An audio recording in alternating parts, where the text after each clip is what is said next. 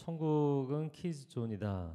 오늘 크게 세 부분으로 본문을 볼 수 있는데 한 가지 공통점이 있다면 천국에 대한 메시지입니다. 13절 오늘 본문의 13절 같이 읽어보겠습니다. 사람들이 예수께서 만져주심을 바라고 어린 아이들을 데리고 오매 제자들이 꾸짖거늘. 유대인들은 아이들을 납배에게로 데려가서 축복기도를 받는 풍습이 있습니다. 그래서 사람들은 자꾸 아이들을 예수님께로 데려오고 또 제자들은 그 아이들을 자꾸 귀찮다고 쫓아냈죠. 애들은 가라 뭐 이런 겁니다. 왜 그랬을까? 제가 이 애들은 가라 이 대사가 도대체 어디서 나온 건가 봤더니 시골 장터에서 약장수가 온갖 쇼를 하며 어른들을 현혹해서 가짜 약을 팔 때 주로 하는 말이다 이렇게 돼 있더라고요. 그래서 한 세 가지 정도 의미가 있지 않나. 아이들이 자꾸 몰려오면 이 자리에 격이 떨어진다. 또 한 가지는 이 아이들은 우리가 타겟팅하는 고객이 아니라는 거죠. 어른들이 약을 사야 되는데. 세 번째는 아이들은 가라 이렇게 네거티브하게 이야기를 함으로써 어른들만을 위한 뭔가가 있는 것처럼 홍보 광고하려는 전략이겠죠. 그런데 제자들은 왜 애들은 가라 이 얘기를 했을까? 우리 예수님이 천하제일의 스승이신데 동네 애들이나 꼬맹이들만 모이고 지체 높으신 뭐 종교 지도자들에겐 인정받지 못하고 예수님의 최고의 가르침과 사역이 그냥 동네 모임으로 전락하는 것이 마음이 어렵지 않았나 이런 생각이 듭니다. 요즘 제가 성인 성도들보다 어린 아이들에게 인기 만점입니다. 왜냐하면 댁에서 유튜브를 많이 틀어놓으시니까 TV에서 봤던 목사님이다 그러고 애들이 막 달려와요. 그리고 이제 갓 태어난 아기들도 다른 사람은 낯가림을 해도 저는 안 하더라고요. 태교를 제 설교로 하셔갖고 아이가 전혀 낯설어하지 않아요. 제가 주례를 했던 청년들 결혼해서 자녀를 낳으면 할아버지 목사님이야 이렇게 가르쳐 나갔고 애들이 상준할배 이렇게 달려오니까 또 좋습니다. 1516 교회는 아이들을 환영하는 교회가 되었으면 좋겠어요. 사실 아이들이 뭐 시끄럽게 떠들고 산만하고 주위가 산만하고 지극히 정상적이지 않습니까? 아이들이 오늘 그러고 보니까 비정상적으로 너무 잘 암송을 했는데 진짜 아이들이 매주 이렇게 운율에 맞춰서 또 부모도 같이 암송하고 너무나 훌륭한 것 같아요. 그러니까 아이들이 평상시에는 주의 집중력이 떨어져서 막 딴짓 하다가도 성경 암송할 때 이렇게 딱 집중하더라고요. 우리 아이들이 호기심 천국이기 때문에 이 아이들이 이것저것 관심이 많은 것이 정상입니다. 제가 이 설교 준비하면서 어렸을 때 생각이 났어요. 제가 아동부 때 저보다 한 살 형님이 계셨는데 이분이 하여튼 예배만 시작하면 장의자 밑으로 기어다니시는 거예요. 저희가 한 200명 아동부가 한 200명 있으니까 굉장히 많이 나오는 지역 교회였는데 정말 그 한 시간 내내 온 교회 바닥을 본인의 옷으로 쓸고 다니시는 그런 분이었어요. 근데 끝나고 나서 선생님들이 야, 너 설교 듣지도 않고 뭐 하는 거냐? 저 설교 다 들었어요. 그래서 물어보면 정말 다 대답하는 거예요. 그 바닥을 쓸고 다니면서 다 들으셨어요. 그런데 어른들은 집중해서 들어도 제대로 들었는지 물어보면 딴소리 하거든요. 그래서 우리 아이들을 무시하면 안 된다. 요즘 아이들이 ADHD 판정을 많이 받습니다. ADHD라는 것이 주의력은 결핍되고 행동은 과잉으로 나오는 그런 장애를 이야기합니다. 그런데 저는 이 ADHD 판정을 받는 수많은 아이들이 대부분 정상이라고 생각이 돼요. 애들이 자연 속에서 뛰어노는 게 정상이잖아요. 근데 빌딩 숲에 애들을 가둬놓고 키우니 이거 자체가 비정상이 아닌가. 현대 도시 문명의 환경이 비정상인 것이지 아이들이 비정상이 아닙니다. 오늘 설교의 제목이 천국은 키즈존이다. 노키즈존 때문에 제가 생각해낸 것인데 노키즈존을 운영하시는 식당이나 카페의 사장님들 나름 이해가 됩니다. 왜냐하면 수익 창출을 위한 공간인데 아이들이 시끄럽게 떠들거나 뛰어다니거나 그럼 정말 손님들이 줄기도 하고 영업에 방해가 되기도 합니다. 그래서 아이들을 동반하신 부모님들은 다른 손님들을 위해서 본인의 아이들을 좀 잘 케어를 해주실 필요가 있어요. 그래서 뭐 우리나라도 최근 몇 년 동안 이 문제 논란이 심각하거든요. 노키즈존이 아동 차별이냐 아니면 자영업자의 권한이냐. 제가 보니까 미국에서는 선택권을 주고 유럽에서는 아동 차별이라고 전체적으로 안 하는 분위기더라고요. 그러니까 나라마다 또 달라요. 여러분 이것이 어느 쪽이냐 이거 싸우지 마시고 서로에게 배려를 해주시면 좋겠습니다.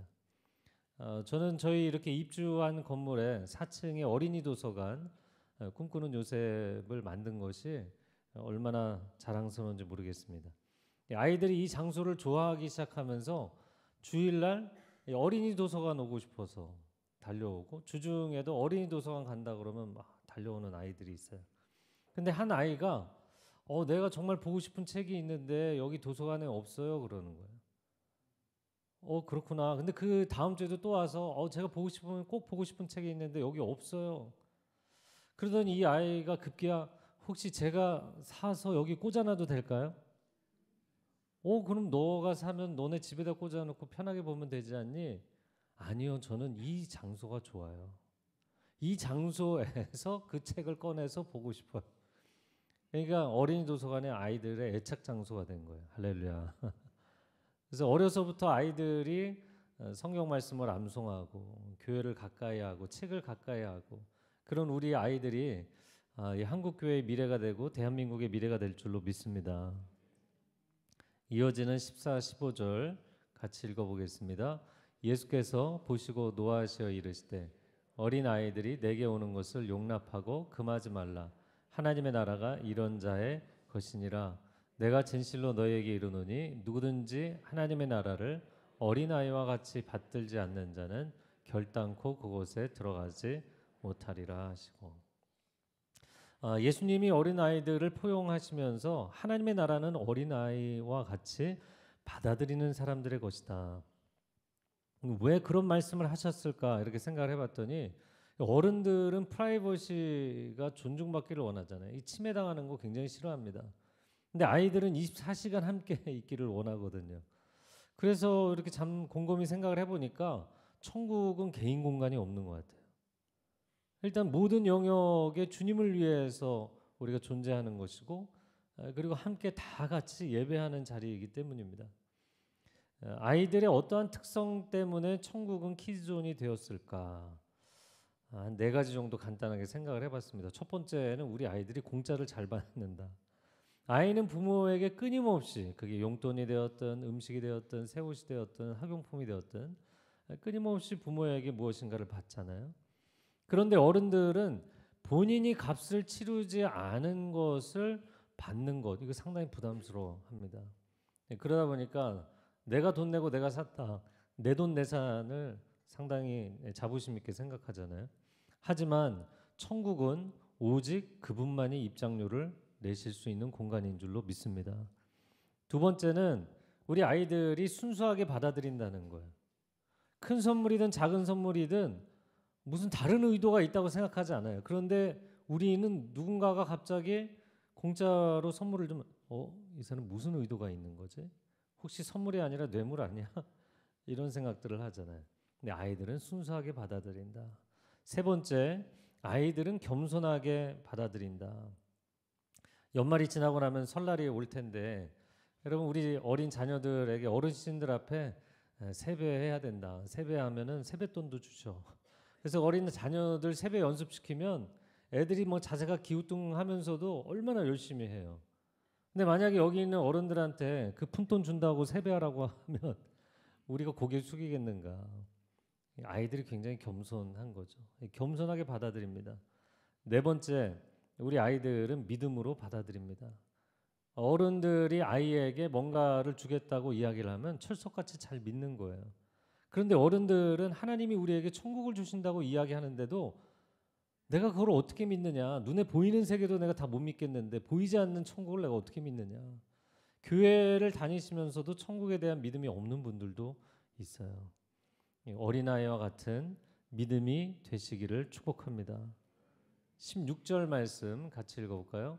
그 어린 아이들을 안고 그들 위에 안수하시고 축복하시니라. 예수님이 아이들을 안아주시고 손을 얹어서 그들에게 축복 기도를 해주셨다. 제가 전에도 워즈워스의 시를 한 편 소개해드렸는데 오늘도 하나 소개해드리면 My Heart Leaps Up이라는 그 시입니다. 내 심장은 뛴다네 하늘의 무지개를 볼 때면. 인생의 출발점에서도 그랬고 어른이 된 지금도 그렇고 나이가 들어도 그렇기를 바란다는 거죠. 만약에 내가 그렇게 무지개를 보고 심장이 뛸 수 없는 사람이 된다면 죽기를 바랄 뿐이다. 그러면서 아이는 어른의 아버지, The child is father of the man 이라는 유명한 말을 했습니다. 여러분, 우리 아이들이 우리의 아버지가 된다, 어른의 아버지가 된다. 이게 상당히 모순적인 표현이잖아요. 근데 어떻게 그게 가능할까? 제가 이렇게 생각을 해봤더니 시간의 나이로 놓고 보면 우리가 아이들보다 더 위인 것 같지만 천국과 가까운 것으로 보면 아이들이 우리보다 주님과 더 가까울 수 있는 거예요. 그래서 때로는 우리가 놓치고 있는 인생의 본질, 우리가 간과하고 있는 신앙의 본질을 아이들이 명쾌하게 얘기해 줄 때가 있어요. 그래서 아이들의 그 말 한마디에 뜨끔해질 때도 있고, 그 아이들 때문에 하나님 앞에 엎드려 회개하게 되기도 하고, 아이와 나누는 그 부모와 자녀의 사랑의 교제를 통해 하나님 아버지의 그 절절한 사랑을 깨우치기도 하는 것이죠. 그래서 우리가 우리 아이들의 존재에 정말 감사할 필요가 있는 것입니다. 이어지는 17절은 오늘 본문의 두 번째 부분인데요. 같이 읽어보겠습니다. 예수께서 길에 나가실새 한 사람이 달려와서 꿇어앉아 묻자오되 선한 선생님이여 내가 무엇을 하여야 영생을 얻으리까. 자, 예수님 앞에 한 사람이 달려와서 무릎을 꿇고 간청을 할 정도였으니까 굉장히 간절했습니다. 근데 이 사람을 마태복음, 누가복음의 대조본문에 보니까 부자, 청년, 관원이었어요. 그리고 오늘 본문에 읽은 것처럼 이 사람은 신앙적으로 모범적이고 경제적으로는 부유했고 사회적으로는 성공한 사람이에요. 게다가 삶으로도 흠잡을 데가 없는 거의 완벽한 남자였습니다. 그래서 교회 권사님들 같으면 사위감 영순위가 될 만한 그런 청년이었어요. 그가 어떤 질문을 던졌는가? 저를 한번 따라해 보세요. 내가 무엇을 하여야 영생을 얻으리까? 두 가지 심리였다고 생각이 됩니다. 영생, 곧 천국에 가는 이 구원을 보장받고 싶은 간절함이 있었어요. 그리고 또 한 가지는 내가 무엇인가를 해야 한다는 강박감이 있었습니다. 그러니까 이 청년은 인생의 모든 것을 이루었고 모든 것을 갖고 있음에도 불구하고 이 영혼의 목마름을 해결하지 못하고 있었던 거예요. 왜냐하면 세상에 그 어떤 것으로도 채울 수 없는 우리 영혼의 빈 공간이 있기 때문입니다. 예수님이 그에게 선문답 같은 답변을 하셨어요. 19절 읽어보겠습니다. 내가 계명을 안 하니 살인하지 말라, 간음하지 말라, 도둑질하지 말라, 거짓 증언하지 말라, 속여 빼앗지 말라, 내 부모를 공경하라. 제가 무엇을 해야 되겠습니까? 이렇게 물었기 때문에 그래? 무엇을 해야 된다고 생각하는구나. 그렇다면 계명에는 무엇을 해야 된다고 이야기가 돼 있니? 그러면서 살인하지 말라. 6계명, 7계명, 8계명, 9계명, 10계명, 그리고 다시 5계명. 인간의 실천적 모든 계명, 5계명부터 10계명을 다 이야기하셨어요. 자, 그랬더니 이 청년이 뭐라고 반응을 했는가? 20절 읽겠습니다. 그가 여짜오되 선생님이여 이것은 내가 어려서부터 다 지켰네. 그 정도는 제가 어려서부터 다 했습니다. 그러니까 이 사람은 그동안 누구를 속이거나 남의 것을 빼앗거나 악한 방법으로 그 자리에 이른 것이 아닙니다. 그것만으로도 얼마나 훌륭하게 그 자리에 오른 거예요. 그런데 그가 그렇게 자기 자신의 종교적인 의, 사회적인 자신의 삶의 온전함 이걸 자랑스러워하면서 선생님, 저희 종교적인 삶을 의심하지 마십시오. 제가 성경도 잘 알고 말씀대로 살려고 얼마나 최선을 다했는지 모릅니다. 다만 제게 영생의 비밀, 영생의 길을 알려주시면 좋겠습니다. 네, 그때 예수님께서 충격적인 말씀을 하셨어요. 21절 같이 읽어보겠습니다. 예수께서 그를 보시고 이르시되 내게 아직도 한 가지 부족한 것이 있으니 가서 내게 있는 것을 다 팔아 가난한 자들에게 주라. 그리하면 하늘에서 보화가 내게 있으리라. 그리고 와서 나를 따르라. 내게 단 한 가지 부족한 것이 있다. 이제 드디어 예수님이 내가 원하는 뭔가를 이야기하시려나? 그가 얼마나 집중해서 들었겠어요. 그런데 그 다음 말씀이 너의 소유를 다 팔아서 가난한 자들에게 주어라. 너의 가장 소중한 것을 천국을 위해서 내려놓을 수 있겠느냐? 그만큼 천국을 얻기를 소망하느냐? 그 얘기를 하신 거예요. 여러분, 이 사람에게 부족한 단 한 가지는 종교 생활이 아니었고 사회 생활이 아니었습니다. 이 사람에게 부족한 단 한 가지는 물질에 관한 것이었어요. 물질이 그의 인생의 자랑이었고 의지할 대상이었고 그의 우상이 되었던 것이죠. 하나님께 나아가지 못하게 만드는 최대 장애물이 되었습니다. 결국 그의 인생에 필요한 것은 덧셈이 아니라 뺄셈이었어요. 그는 자신의 완벽한 인생에 한 가지를 더해서 더 완벽하고 더 온전한 인생이 되기를 원했죠. 그러나 무엇인가를 더해야 되는 것이 아니라 무엇인가를 덜어내야 했던 것입니다.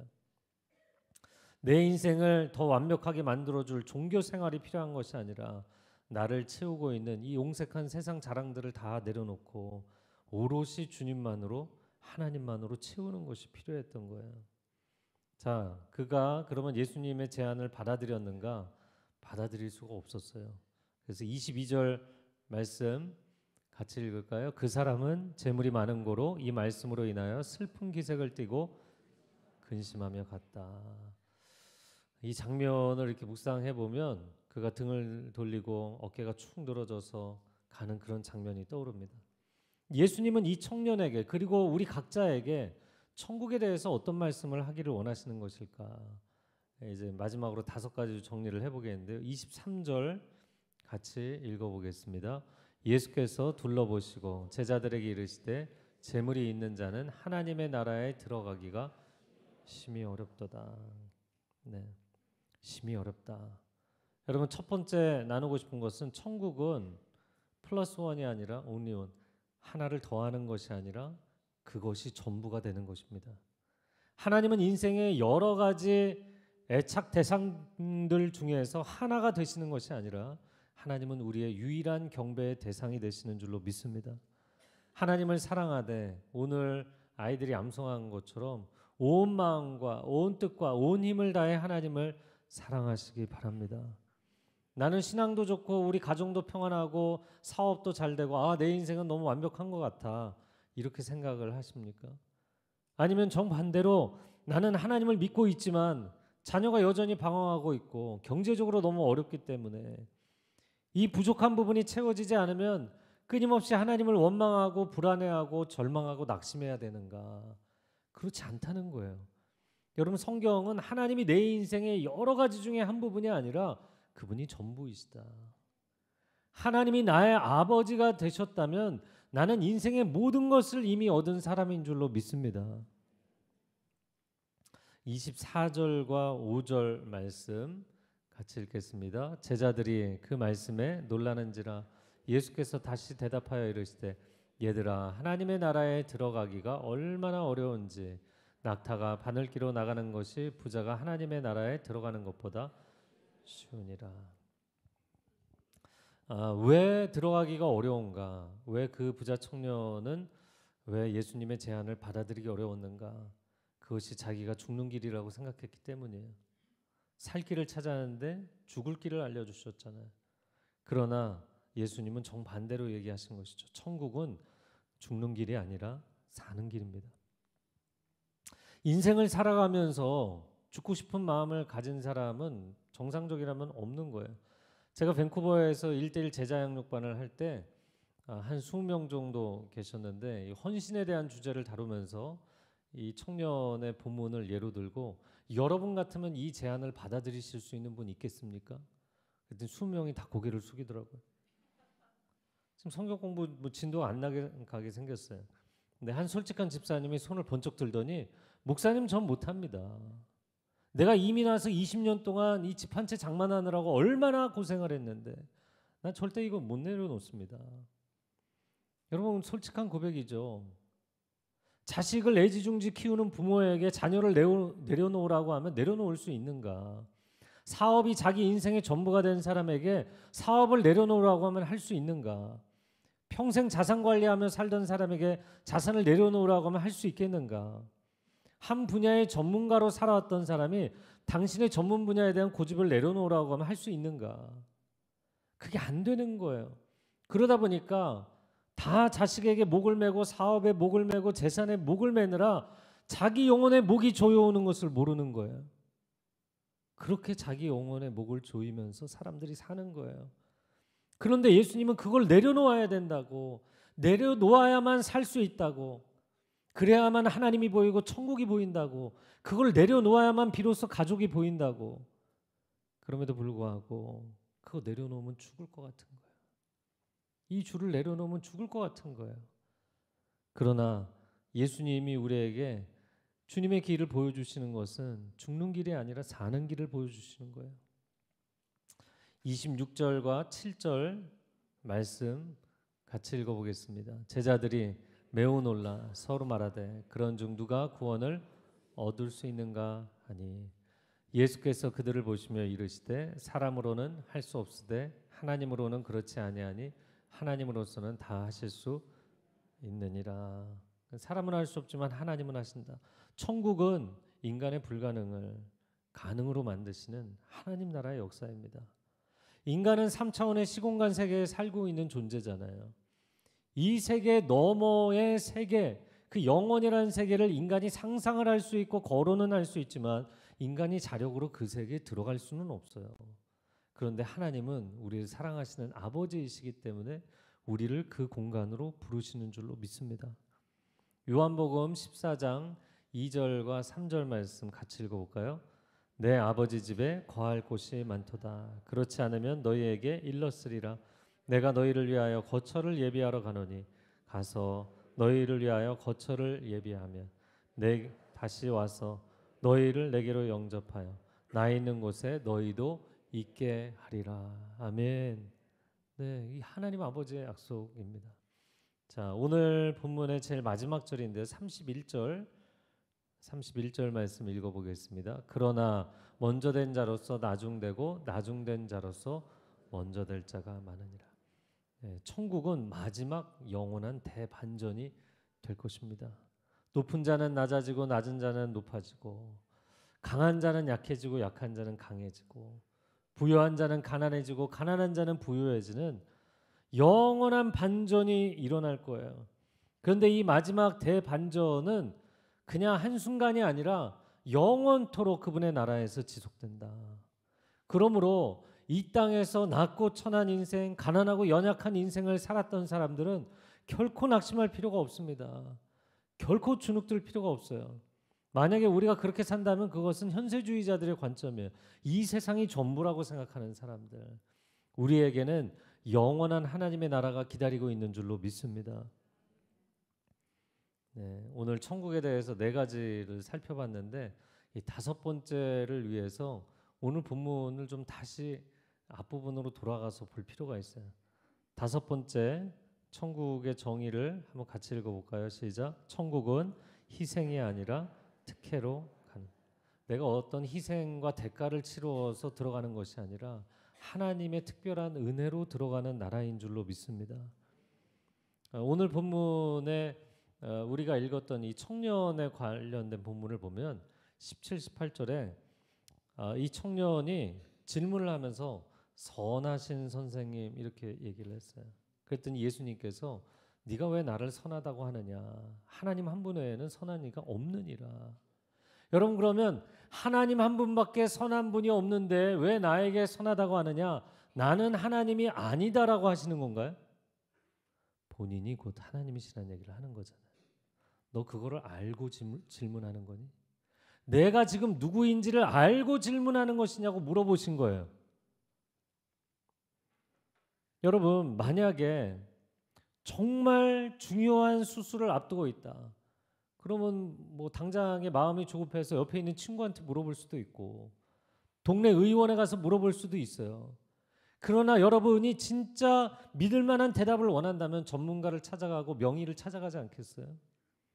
그래서 인생에서 내가 고민이 생겼을 때 다급하니까 옆에 있는 동료에게 물어보기도 하고 친구에게 전화해서 하소연하기도 하죠. 그러나 그들이 해준 조언이 귓등으로 흘러가는 이유가 무엇입니까? 여러분, 어떤 대답이냐, 대답의 내용보다 중요한 것은 그 대답을 누가 해주었느냐예요. 예수님이 영생의 길을 묻는 사람에게 대답을 해주시면서 너 내가 누군지를 알고 이걸 묻는 거냐, 그 얘기를 하셨던 거예요.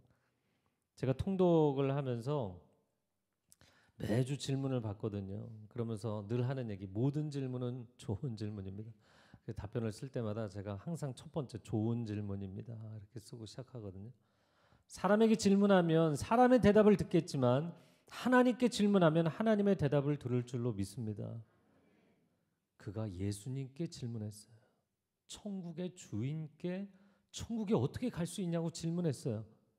만약에 그분이 정말 천국의 주인이라는 것을 알았다면, 그가 정말 천국에 가고 싶었다면 그 대답을 받아들였어야 되는 거예요. 그런데 그 내용을 받지 그 대답을 해주신 분을 바라보지 않았어요. 여러분, 우리도 기도할 때 이런 실수를 많이 합니다. 내 인생에 하나님 앞에 간구하는 것에 응답을 구합니다. 하나님, 제가 어떻게 길을 가야 되겠습니까? 해답을 구합니다. 근데 응답과 해답은 원하는데 내가 지금 누구에게 이야기를 하고 있는지, 누구의 대답을 듣는 것인지를 생각하지 않는 거예요. 그래서 그분이 말씀을 해주시는데 흘려버립니다. 그거는 부담스러워요. 거절합니다. 여러분, 대답의 내용이 내 마음에 드느냐의 문제가 아니에요. 이 정도면 수술하지 않고도 케어하면 나을 수 있습니다. 내가 원하던 대답. 이거는 수술을 하셔야 됩니다. 전면 마취하고 수술까지 하셔야 됩니다. 그건 내가 원하지 않는 대답. 여러분, 내용의 문제가 아니라 그 대답을 누가 해줬느냐가 중요한 것이에요. 그런데 천국의 주인이신 예수님이 얘기해 주셨는데 그 해답을 받아들이지 못했다는 것. 만약에 우리가 수십 년을 기도했는데도 내가 원하는 대답을 기다릴 뿐이지 그분이 누구이신지를 신뢰하지 않고 묻고 있다면 우리의 기도는 공중에서 공회전을 하고 있는 거예요. 자, 그러면 또 한 가지 필름을 돌려서 21절 말씀 한번 보시면요. 21절에서 예수님께서 이 청년을 보시고 사랑하사 이르시되, 저를 따라해보세요. 보시고 사랑하사 이르시되. 근데 보시고 사랑하사 이르시되 이렇게 돼 있지만 사랑하사가 저는 원래 분사인 줄 알았거든요. 보조적으로 붙은다는 줄 알았는데 헬라어 원문을 보니까 그를 바라보시며 지그시 응시하시며 그를 사랑하셨다. 아가파오라는 이 단어가 분사가 아니라 본동사예요. 이 본문에서 가장 중요한 동사예요. 제가 어느 날 이 본문을 묵상하다 정말 숨이 막히더라고요. 너무너무 그를 사랑하셔서 하신 얘기였다는 거예요. 왜 주님 저에게만 이렇게 어려운 요구를 하십니까? 사복음서 어디를 봐도 이런 요청을 하신 본문이 없어요. 전 재산을 다 팔아서 삭개오한테도 그런 요구를 하신 적이 없어요. 아무에게도 요구하시지 않았던 그 어려운 요구를 왜 저한테만 하십니까? 얼마나 억울하고 힘들겠어요. 제가 그걸 어떻게 받아들입니까? 그런데 예수님은 그를 어렵게 하려고, 그의 교만을 꺾으려고 이 요청을 하신 것이 아니라 그를 너무나 사랑하셨기 때문에 이 얘기를 하셨다는 거예요. 그리고 이 본문의 말씀에 저를 따라서 나를 따르라. 이 followme라는 표현은 예수님이 공생의 초기에 제자들을 콜링하셨을 때 사용하신 표현이에요. 3년의 공생의 사역이 다 끝나는 이 시점에 예수님이 follow me라는 이 한마디를 이 청년에게 하셨던 것은 그를 제자로 부르시는 거였어요. 저는 상상을 해봅니다. 만약 이날 이 청년이 자기에게 해답을 주시는 분이 누구이신 줄 알았다면, 그리고 그 해답을 받아들이고 예수님을 따라 나섰다면, 가룟 유다의 자리를 대신했던 사도행전 1장의 보궐선거는 필요하지 않았겠죠. 마지막 그 한 사람이 예수님의 12 사도 가운데 들어왔기 때문에 얼마나 영광스러운 제안이었는지 그는 알지 못했어요. 내가 가지고 있는 것, 내가 쌓아놓은 것, 내가 이룩한 인생의 모든 자랑들을 포기하라는 요구인 줄 알았어요. 그런데 주님은 그에게 가장 영광스러운 제안을 주신 것이었어요. 이제 내가 예루살렘에 올라가면 다시 돌아오지 못하는데 너 이 기회를 잡았으면 좋겠다. 너 이 기회를 잡았으면 좋겠다. 그를 너무나 사랑하셔서 그에게 축복으로 주셨던 해답이었습니다.